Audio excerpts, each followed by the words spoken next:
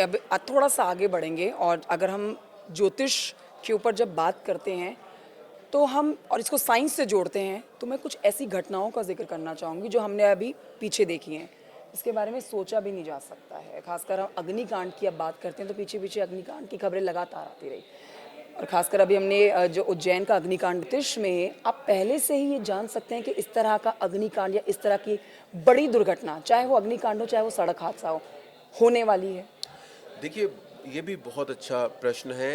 Astrology देखिए, अगर असर डालते हैं प्लैनेट्स तो वो सब पर डालते हैं। मैंने आपको बताया दो तरह से एस्ट्रोलॉजी है। एक इंडिविजुअल एस्ट्रोलॉजी, यानी आपका मैंने डेट ऑफ बर्थ लिया, टाइम लिया, मैंने आपका चार्ट बनाया।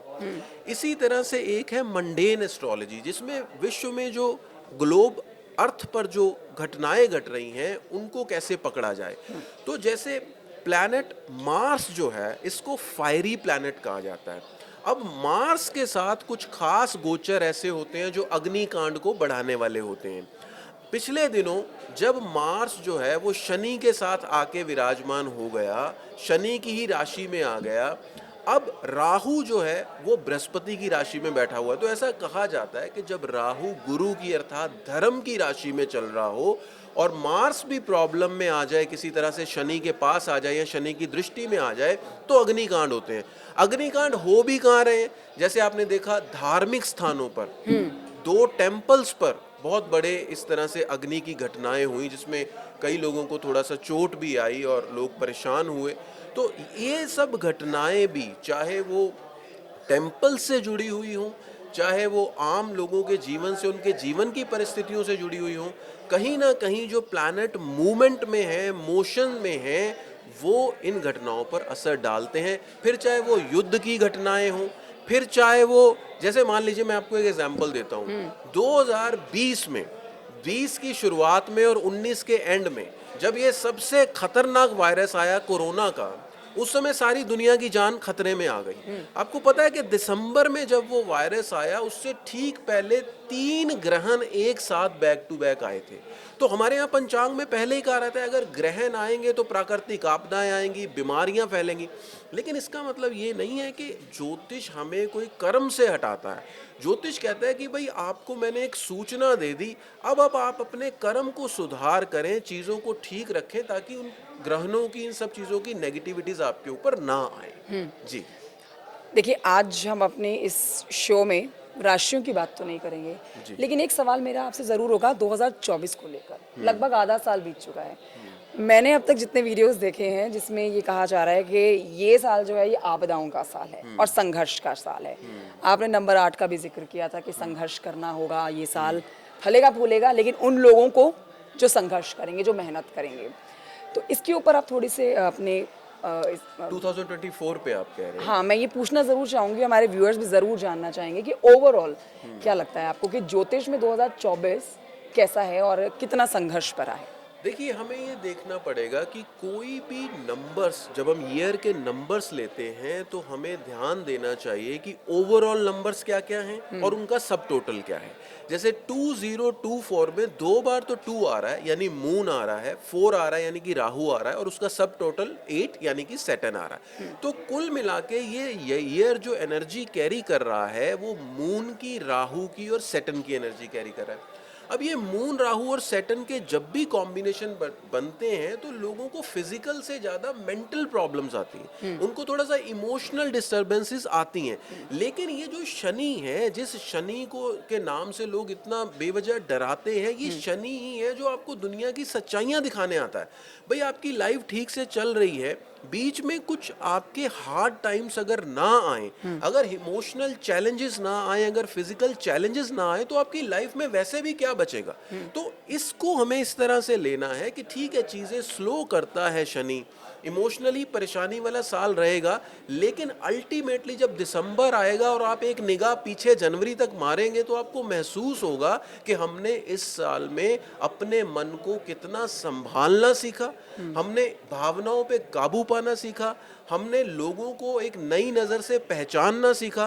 तो एक तरह से मैं इसको खराब नहीं कहता, मैं इसको कहता हूँ ये सिखाने के लिए आया है। और जिन लोगों के लिए शनि बहुत अच्छा है कुंडली में, जो लोग 8 नंबर वाले 17 या 26 वाले हैं उनको ज़रूर, अगर कुछ नौकरी में परेशानी है तरक्की होगी, पैसे की प्रॉब्लम है आगे बढ़ेंगे। तो शनि एक टाइम पे एक प्लैनेट सबके लिए बुरा नहीं होता, वो किसी को सिखा रहा होता है, किसी को गिफ्ट दे रहा होता है। तो हमें ये पहचानना पड़ेगा एनर्जी को कि एनर्जी हमारी तरफ क्या भेज रही है। वैसे तो आपने मेरे जो मैं अगला सवाल आपसे पूछने वाली हूँ उसका जवाब दे दिया, पर मैं और बारीकी से इसलिए जानना चाहती हूँ क्योंकि इस समय जब डराने की बात होती है, जब किसी को कुछ शब्दों का इस्तेमाल आप जो कर रहे होते हैं, जैसे आप ज्योतिष हैं, ऐसे आज कई हज़ार ज्योतिष हैं जो अपना अपना ज्ञान जो है सोशल मीडिया पर दे रहे होते हैं, लेकिन कई ज्योतिष के शब्द जो होते हैं वो इतने डराने वाले होते हैं कि हम कोई काम करने से पहले ही डर जाते हैं। बोलने का तरीका या शब्दों का चयन या अब समझाने की बात हो, तो आपने बताया कि आप सोच समझ के ही उन वीडियोस को देखें, समझें, लेकिन हम डर जाएं किसी की बात, कही हुई बात से, और फिर जो काम करने जा रहे हैं वो ही ना कर पाएं, ये भी तो एक दुष्प्रभाव दिखाने वाली बात है, ज्योतिष का एक नेगेटिव इम्पैक्ट डालने वाली बात है लोगों पर। देखिए बात ये है कि अब ज्योतिष के पास या किसी भी व्यक्ति के पास जिसके जिसके लिए लोगों के मन में रिस्पेक्ट है, या मान लीजिए काउंसलिंग के लिए किसी के पास जा रहे हैं, तो व्यक्ति की ये इच्छा होती है कि वहां से कुछ ऐसे शब्द मिलेंगे कि उसको कुछ हौसला मिले।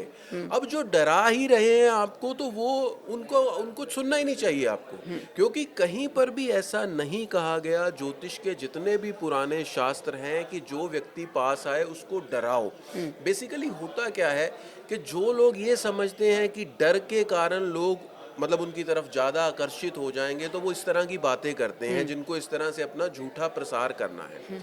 लेकिन मैं ये कहता हूँ, डरने की इसमें कोई बात नहीं। दो ही चीज़ें हो सकती हैं, या तो आपका अच्छा होने वाला है फिर तो आप खुश हैं, बुरा होने वाला है तो अपने आप को प्रिपेयर कीजिए ना, अपने आप को मेंटली तैयार कीजिए। जिन शास्त्रों में नेगेटिविटी के बारे में बताया गया प्लैनेट्स की, उन्हीं शास्त्रों में रेमेडीज भी तो बताई गई हैं। अगर मुझे पता है कि बाहर बारिश होने वाली है तो मैं छाता लेके निकलूंगा। अब ये कि मैं बारिश से डरता रहूं और घर से ही ना निकलूं तो मेरी गलती है ना।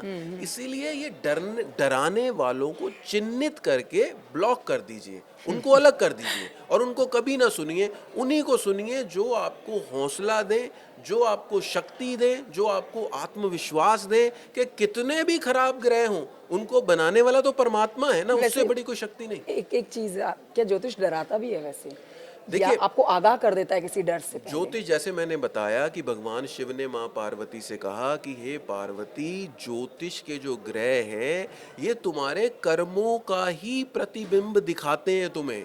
अपनी ओर से ग्रह किसी को कुछ नहीं कहते। शनि किसी को दुख नहीं देना चाहता, राहु किसी को दुख नहीं देना चाहता।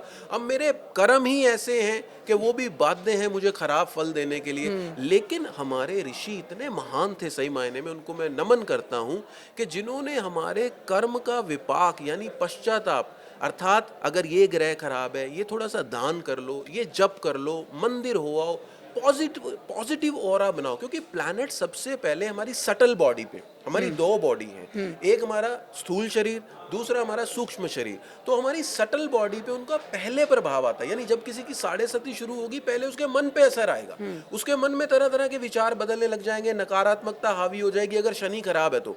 लेकिन अगर व्यक्ति वहीं सावधान हो जाए और कुछ छोटे छोटे उपायों से अपने आप को जोड़े, हम उपायों के ऊपर, कंचन जी, एक बहुत बड़ा ऐसा ही एक सेगमेंट हो सकता है जिसमें उपायों की प्रैक्टिकलिटी के बारे में मैं बात करना चाहूंगा, फिर समय बहुत लंबा हो जाएगा। जैसे एक छोटा सा मैं एग्जाम्पल देता हूँ।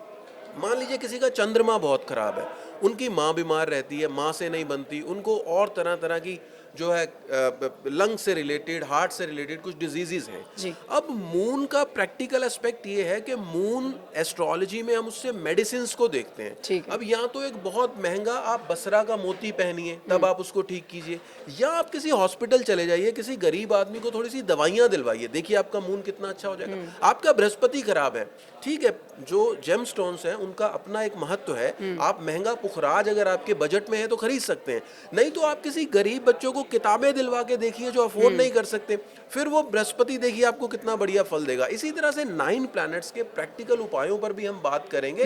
तो ये ज्योतिषी पे निर्भर करता है कि आपको वो पॉजिटिव बना के रखे और सही रास्ता दिखाए। तो मतलब ज्योतिष एक ऐसी विद्या है, एक ऐसी साइंस है जो आपको आपकी मंजिल तक पहुंचाने के लिए एक सही रास्ता दिखाती है। बिल्कुल लेकिन उससे ऊपर आपके कर्म हैं। जब आप बहुत कर्म अच्छा। करते हैं तभी आपको फल मिलता है। तो मेहनत करिए, फल आपको मिलेगा, लेकिन आप एक आइडिया, एक मार्गदर्शन ज़रूर ले सकते हैं सही ज्योतिष। तो आखिर में मैं सेलिब्रिटी एस्ट्रोलॉजर आचार्य विनोद शर्मा जी का धन्यवाद अदा करना चाहूँगी कि हमारे इस कार्यक्रम में आए और इतनी बारीक जानकारी हमारे दर्शकों तक उन्होंने पहुँचाई है। Thank you so much for watching. नमस्ते।